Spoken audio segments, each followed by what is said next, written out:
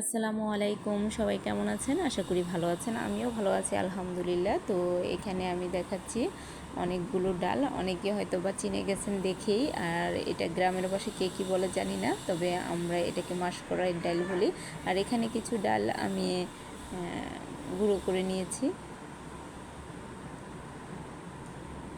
খুব ভালোভাবে গুঁড়ো করে নিলাম। আর এখানে কিছু ডাল আমি রেখে দিলাম। আর এই ডালগুলো আসছে গ্রাম থেকে। আর আমার পরিবারের লোকেরা এই ডালটাকে ভীষণ ভীষণ পছন্দ করে। তো আমি গুঁড়ো করে ডালটা একটা হাঁড়িতে নিয়ে নিলাম। আর যেভাবে রান্না করলে এটা আসলে প্রকৃত স্বাদ বা একটা খেয়ে তৃপ্তি পাওয়া যায়, সেটাই আমি আপনাদের মধ্যে শেয়ার করব। তো আমি যেভাবে রান্না করি এটাকে আসলে ডিম দিয়ে রান্না করি সবসময়। আর এই ডিম দিয়ে রান্না করলে এটার স্বাদ একই অন্যরকম লাগে, মনে হয় যে খুবই মজাদার একটা রেসিপি।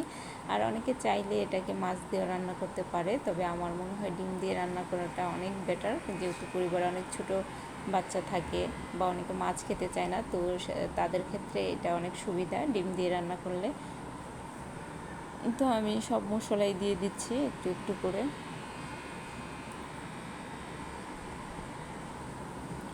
যেহেতু আমি এটা একেবারেই মশলা দিয়ে মাখিয়ে মাখিয়ে বসাবো, তো সব মশলা আমি দিয়ে দিচ্ছি।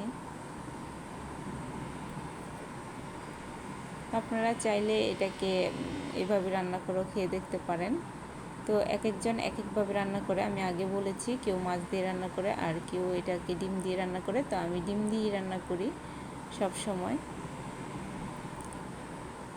তো যারা যারা আমার ভিডিওটা দেখতেছেন সবাই একটু লাইক কমেন্ট শেয়ার করে দিবেন।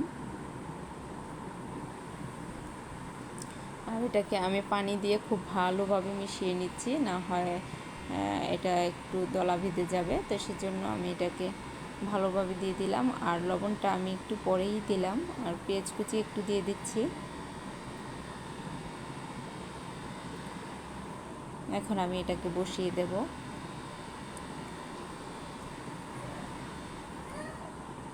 একটু ভালোভাবে নেড়ে দিতে হবে, না হয় নিচে দিয়ে হয়তো বা লেগে যাওয়ার সম্ভাবনা থাকে বেশি।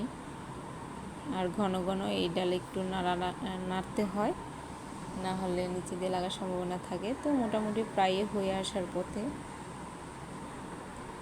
তো আমি এখানে 2টা ডিম রেখেছি, এগুলো ডিম এখন আমি দিয়ে দেব।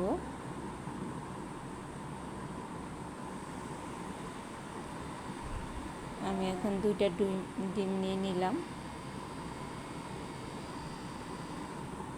তো আমি 2টা ডিম এখন দিয়ে দেব এখানে।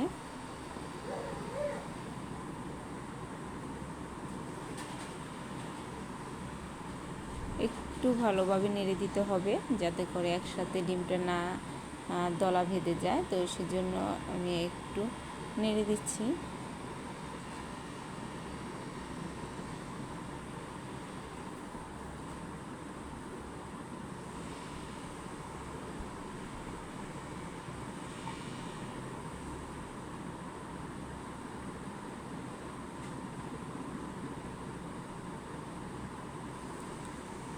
তো এটা খুব ভালোভাবে এটা হয়ে আসছে, বুঝেই যাচ্ছে।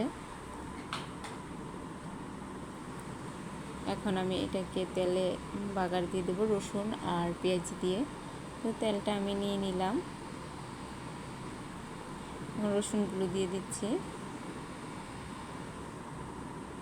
আর রসুনটা একটু ভালোভাবে ভেজে নিতে হবে, না হয় সাদা হয়ে যাবে। আর রসুনে এইরকম বাদামি বর্ণ হয়ে আসলে তখন আমি পেঁয়াজটা দিয়ে দিই।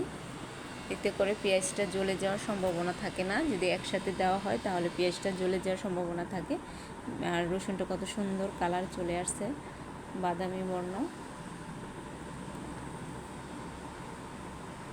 তো এই তো হয়ে গেল। আমি এখন ডালগুলোকে এখানে দিয়ে দেব, পেঁয়াজ রসুনে ভাজা যেটাকে বলে। তো আপনারা ভালো লাগলে আমাকে কমেন্ট করে জানাবেন কার কাছে কীরকম লাগে এভাবে রান্নার স্বাদটা। আর সবাই লাইক কমেন্ট শেয়ার করে দিবেন। আর বাসায় অবশ্যই অবশ্যই চেষ্টা করবেন এভাবে রান্না করে খাওয়ার জন্য, কারণ এভাবে রান্না করে খেলে আপনি নিজেই বুঝতে পারবেন কতটা স্বাদ। আর সবাই ভালো থাকবেন। অবশ্য কাঁচামরিচ আমি দিইনি, এখন দিয়ে দিলাম কাঁচামরিচটাও।